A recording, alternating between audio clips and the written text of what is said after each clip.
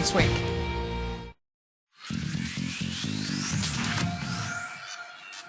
Welcome back to Switzer. Family businesses make up about 70% of all businesses in Australia, with an average turnover of $12 million a year, and the wealth of the sector is estimated at $4.3 trillion. So they are important. On National Family Business Day today, we celebrate the role and the importance of family businesses in Australia, and we'll do that with Belinda Lyone. I didn't ask you for the pronounce your name properly, I should have done that, of Complete Office Supplies, and New South Wales Small Business Minister John Barilaro. Guys, thanks for coming on the program. Thanks for having us. Let's start with the Minister. It's good to see a state government actually celebrating family business. Is this something that you guys realise is really important? Yeah, I think we've got to champion the business community full stop. Yeah. They create the jobs, they grow the economy, they're fundamental to the prosperity of the state and the nation, and I think governments have acknowledged that in past budgets in some of the measures. But, you know, family businesses do, of course, endure some other special issues and unique you know, impediments or obstacles, and we need to acknowledge that. And today was an opportunity to celebrate family businesses across the nation. We're out at Miranda, Sandhurst, a great family name, a family business, been around since '88. And along with many businesses in this nation, family businesses are so important to the whole business sector. Well, it's great to hear a government person talking about it, John, and I'll make sure that the Baird government actually delivers as well. But that's going to be our relationship going forward. But Belinda, you've done very well. Tell us about Complete Office Supplies and the award that you won. Oh, well, COS is a national B2B office product supplier.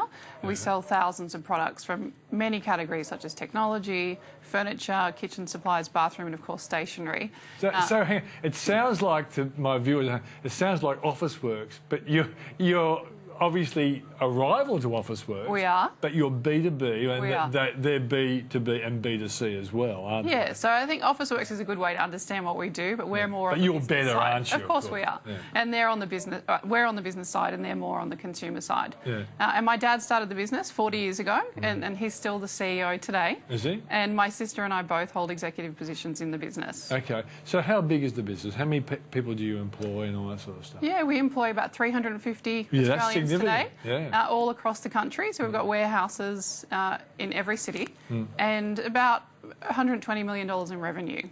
That's a really great thing. Now, so what was the precise award you guys got? Well, I won the Next Generation Achiever Award, which was from Family Business Australia. Okay. So by Next Generation Achiever, you're being perceived as a Gen Y or well, second gen. Gen X? Gen Y or Gen X? Well, in the family business, we talk about the first, second, third generation, and I'm technically second generation. Okay, but you're obviously a Gen Y or Gen X that's not ruining the business. You're actually being a positive input into the business. Well, I hope so, but Dad's still around, so we'll see Keeping an eye on you as well. That's great. Now, I've got to say, quite frankly, we employ about 20 Gen Ys, and I think they're unfairly maligned. Bad leadership explains what's wrong with Gen Y. Now, John, from your point of view, what does the government want to do for family businesses on one level and SMEs generally? I think the message, you know, I've come from a small business background, so I think as the Because all Italian families have been in some kind of business. Well, we've been in construction and we've got a manufacturing business in Queanbeyan that manufactures building products. And, as my accountant says, John, get re-elected. Because your wife's doing a better job without you, so that's not a surprise. No, it's not a surprise. Not for you, but a lot of. I always say behind every successful man's a very surprised woman. Yeah, and look, and so I bring this very practical approach that, you know, the best thing we can do for businesses and small business or businesses in general is get out of their way and out of their pocket, and that means less red tape. And more importantly, lower taxes or lower fees and structures around that. So, you know, for me as the Minister, we've got resources in place to assist small businesses that want to grow. We have payroll tax rebates for those businesses that pay payroll tax but are wanting to hire. So we rebate back those costs. In our time, we've increased the payroll tax threshold. We've got for small businesses and the Small Business Employment Initiative. You know, when we think about the jobs that have been created in New South Wales, 300,000 plus over the last 5 years, they've all come from business, not government. You know, governments don't actually create a single job. It's actually business. So our job is to create that fertile environment of investment. Then we do that through our infrastructure spend, growing the economy, increasing the pie. When there's prosperity, there's a ripple effect for businesses, and businesses are matching it. So that's the best we can do, is to get out of their way. How long have you been in the job for, John? I was elected in 2011. I've been the minister since 2014, along with regional development skills. Great synergy, great opportunity to change the face of Well, here's an objective question I'm going to give to you, which I'll then go to you, Belinda. Okay. How well do you think the New South Wales SME sector, and it applies to all state governments around the country, that know about the good stuff that you guys do? Because I think a lot of people are so busy in their business, they don't go to the state government website to see what you guys are doing.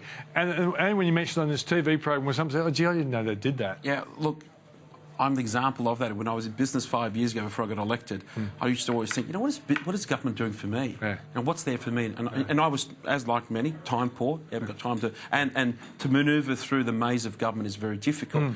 Since becoming the minister, I realised quickly, you know, we have the Office of Small Business Commissioner, advisors, free advisors on the ground. We have dispute resolution, mediation opportunities for businesses who have sometimes those Export advice and stuff. Export advice. We've got some great resources in place. The rebates around employing someone, both payroll tax or if you're a small business. There are many opportunities, and our Small Business Friendly Council program, working with the local government sector, easy to do business, trying to fast-track the opportunity for young people in general to get into business. So there's plenty out there. It's just that we don't sell it well. Government's not great at selling its resources or its products, and that's what we do. I think you and I have to talk about letting the small business sector know, you know, what you guys are up to. Exactly. And that's my question. You've got an executive position, you know, in your family business. Have you ever, you know, gone onto a government website and see what the government would do for you? Sorry. Be honest. Never. No, that's right.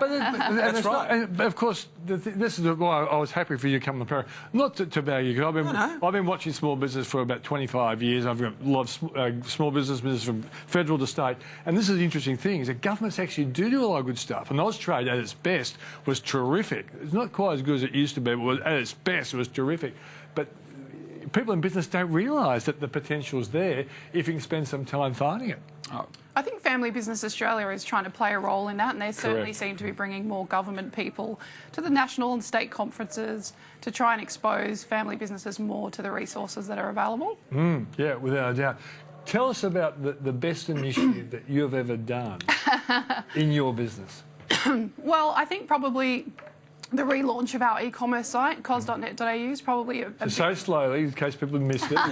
When you're advertising, make sure your market can hear it. Sure. So COS, that's Complete Office Supplies. Exactly. Its acronym is COS. That's right.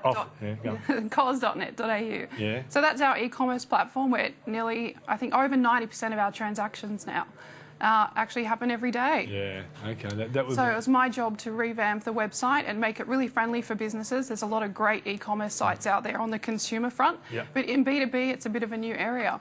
So what was the turnover on the website before your innovation? Well, we've been really very successful. We've been growing every year. So last year we grew 13%.